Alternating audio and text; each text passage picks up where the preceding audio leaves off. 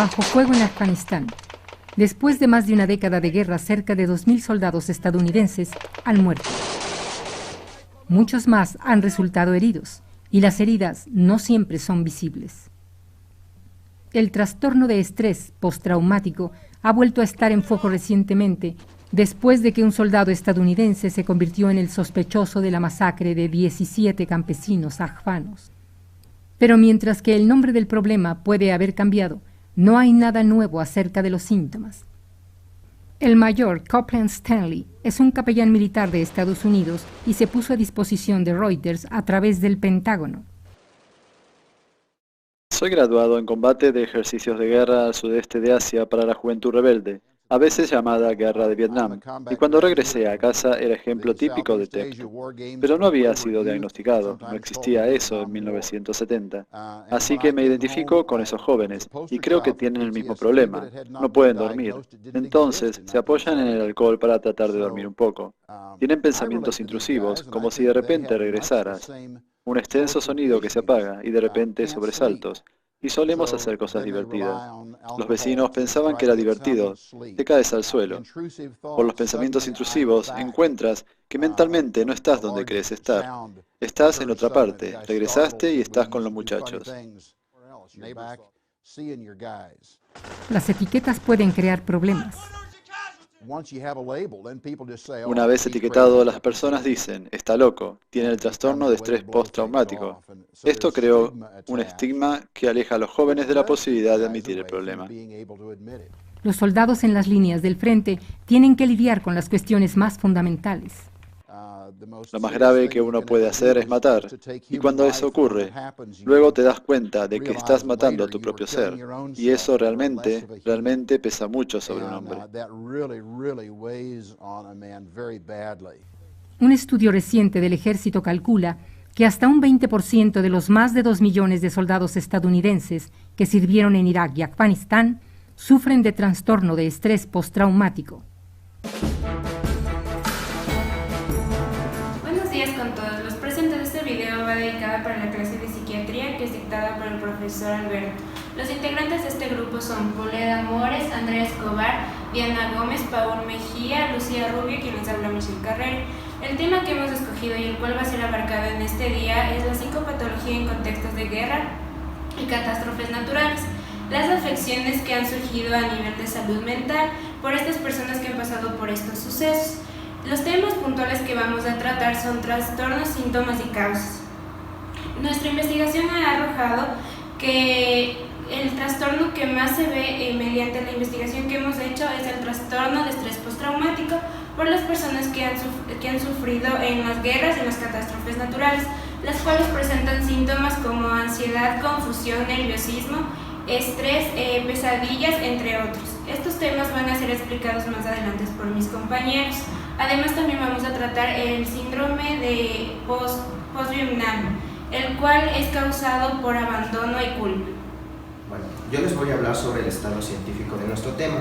Debido a que no hay datos recientes sobre guerras o acontecimientos que ocurrieron, me voy a remitir a darles información de datos que pasaron en la Primera Guerra Mundial y la Guerra de Vietnam, en el cual voy a hacer énfasis y hablarles a continuación. Durante la Primera Guerra Mundial, la guerra de 1914, hubo un incremento notorio de psicopatologías, especialmente el trastorno de guerra, ansiedad, pesadillas, depresión y revivencia sobre lo que ocurrió en estos momentos. También hubo una notoria presencia de psiquiatras que se vio aumentada. Esto debido a la necesidad de estos casos, ya que las personas que convivieron en esta guerra necesitaban respuestas a estos problemas de enfermedad que tenían.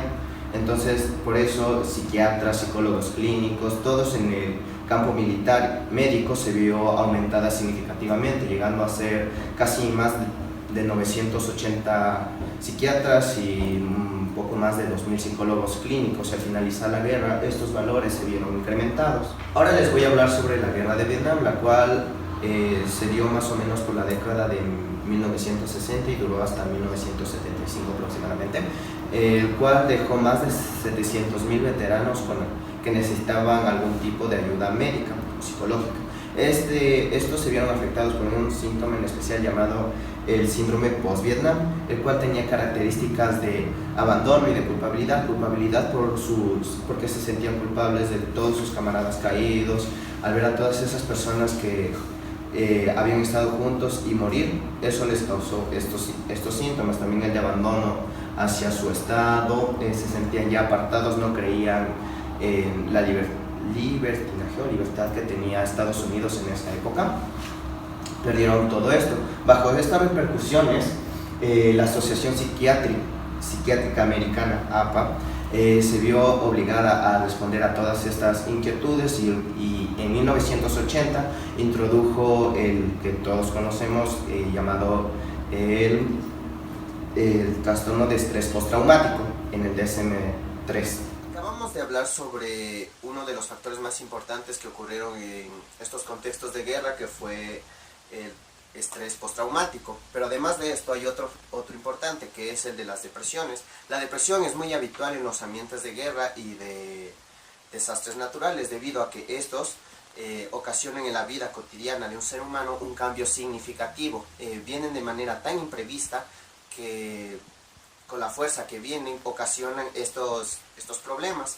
Se ha visto y hay estudios que demuestran que dentro de la guerra de Vietnam, la Primera Guerra Mundial, incluso la de Irak, hubo un gran incremento de estos cuadros traumáticos, en especial el de la depresión, que aumentó en un 15% en toda la población, y no solo en los veteranos de guerra, sino también en los niños y niñas, ya que estudios demuestran que a los niños y niñas cuando se les enlistaban en estas guerras, eran abusados sexualmente y sobreexplotados, de tal manera que desarrollaron muchos traumas sociales, fobias, pesadillas, incluyendo la depresión. Estudios no hacen mucha énfasis en este ambiente de la depresión, debido a que cuando uno comúnmente habla de guerras, siempre se le está ligado a la idea de un estrés postraumático, debido a todos los acontecimientos y todo lo que conlleva este. Sin embargo, este estudio, el que les acabo de decir, de la tasa que incrementó aproximadamente entre un 13 y el 15%, es uno de los muy pocos que tratan de hacer énfasis en este aporte. Yo les voy a hablar acerca de la justificación por la cual escogimos este tema. La razón principal es porque la salud mental es importante estudiarla en el contexto en el que se desarrollan los sucesos. En este caso, la guerra y las catástrofes naturales, que debemos saber exactamente el tiempo y el espacio en el que sucedieron. También es importante comprender el impacto que sobre la salud mental de un pueblo tienen estos acontecimientos que afectan a las relaciones humanas. Con relaciones humanas me refiero a que las personas, después de haber pasado por estas catástrofes de guerra la guerra y las catástrofes naturales, tienen el trastorno de estrés postraumático, el cual afecta a las relaciones humanas en el sentido de que les cuesta mucho socializar por el temor a que vuelva a ocurrir algún evento como el que ya vivieron. Según la investigación y la revisión bibliográfica que hemos realizado, nos hemos podido dar cuenta que las guerras causan los efectos más profundos en la crisis social, económica y las catástrofes, lo cual todo esto conlleva a una racionalización, que quiere decir buscar una explicación lógica a una decisión basada en emociones, y también la deshumanización, que quiere decir que estas personas que vivieron en estos contextos y se desarrollaron en la guerra, no les importa lo que le pase al otro y lo que tratan es de aislarse. Y como último punto, tenemos que la selección de este tema nos permite analizar las consecuencias y la duración de estos eventos de estrés para las personas que lo vivieron, las cuales causaron algunas patologías como lo son el estrés postraumático, que es lo que más vamos a profundizar, y también síntomas como lo son el dolor de cabeza, el cansancio, el estrés y la ansiedad. Bueno, nosotros les vamos a hablar sobre lo que es la sociabilización de dos artículos. Escogimos el artículo de la Primera Guerra Mundial y su impacto en la psiquiatría, y la prevención del trastorno de estrés postraumático en supervivientes del terremoto de Chile de febrero del 2010, una propuesta de intervención narrativa. Escogimos estos dos artículos ya que abarcan lo que es el tema de psicopatología en contextos de guerra y de desastres naturales. Bueno, en el primer artículo se habla básicamente de lo que es la neurosis de guerra, la misma que explica principalmente cómo una persona normal puede llegar a perder la cordura por la intensificación del estrés. Los principales síntomas que se presentan en esta neurosis de guerra son la amnesia, la confusión, el mutismo, las pesadillas y el nerviosismo. Estos síntomas se dividen en dos, que son los neuroastémicos y los histéricos. Los neuroastémicos se presentan con más frecuencia en lo que son los oficiales y los histéricos se presentan más en lo que son los soldados. A la vez, esta neurosis de guerra se incluye en lo que es la neurosis traumática, la misma que después sirvió de sustento para lo que es el estrés postraumático en 1980, el mismo que fue incluido en el DSM-3. Posteriormente, en 1994, en el DSM-4, se hace una división de este trastorno, que sería en el estrés postraumático, en el trastorno de estrés postraumático persistente y el trastorno de estrés trastorno de estrés agudo, que sería leve y temporal. Entre las principales causas de este trastorno, principalmente se da por las grandes explosiones de los proyectiles que no afectaban físicamente a los soldados, pero sí les afectaba psicológicamente. Y también lo que es el agotamiento del sistema nervioso, el mismo que se daba por los esfuerzos físicos en intensidad, y también lo que es los desórdenes de sueño. Después, en las consecuencias, se ve que los soldados, una vez que regresaban a sus hogares, se veía totalmente afectado lo que es su medio social, ya que estos regresaban con discapacidades físicas y también regresaban con el trastorno que ya venían trayendo desde la guerra. Y también aquellos soldados que se les dio de baja por ser diagnosticados con esta neurosis de guerra, regresaban con sentimientos de debilidad y de deshonra de parte de sus soldados mayores. En el presente artículo se plantean las principales consecuencias psicológicas cuando se presenta un desastre natural, y estas están ligadas a la presencia de sentir miedo extremo hacia la muerte, de ser lesionado físicamente, la muerte de un familiar cercano o de primer grado, la destrucción de una casa o de una propiedad que no se le puede recuperar, así como también la muerte de amigos, la separación de la familia o estar sin agua o sin comida. A estas víctimas se les diagnosticó con estrés postraumático debido a la sintomatología que presentaban, que fue ansiedad, problemas para conciliar el sueño, depresión y conductas autodestructivas, principalmente el abuso de sustancias. Pero el tratamiento de estrés postraumático no solo se busca aliviar la sintomatología, sino también mejorar la calidad de vida de los pacientes, ya que con el desastre natural se ve alterado. Es por esto que el proceso terapéutico se debe hacer en cualquier etapa del proceso, ya que inicialmente servirá como soporte psicológico para aliviar la crisis, y posteriormente servirá para dotar al paciente de herramientas para sobrellevar su nuevo estilo de vida. En cuanto a los tratamientos que se realizaron en el segundo artículo, el desastre que se presentó en Chile en el 2010 fueron dos. El primero se realizó en adolescentes, el que fue la psicoterapia breve, que fue trauma-duelo, y el siguiente fue la intervención narrativa, en la cual se categorizan las experiencias por medio del lenguaje. Y esto se puede decir que el estrés postraumático fue diagnosticado a personas que fueron testigos o actuaron en un evento estresante y traumante, como fue el contexto de guerra y los desastres naturales. En cuanto a la sintomatología, se puede decir que los dos artículos se relacionan, debido a que los síntomas que se encontraron fue la ansiedad, las conductas autodestructivas, la depresión y los problemas para conseguir el sueño. En cuanto al tratamiento para el estrés postraumático, se debe realizar a lo largo del trastorno, debido a que no solo se quiere buscar el alivio de los síntomas, sino también una mejor calidad de vida para el paciente, debido a que se encuentra significativamente afectado en sus ámbitos laborales, familiares y sociales.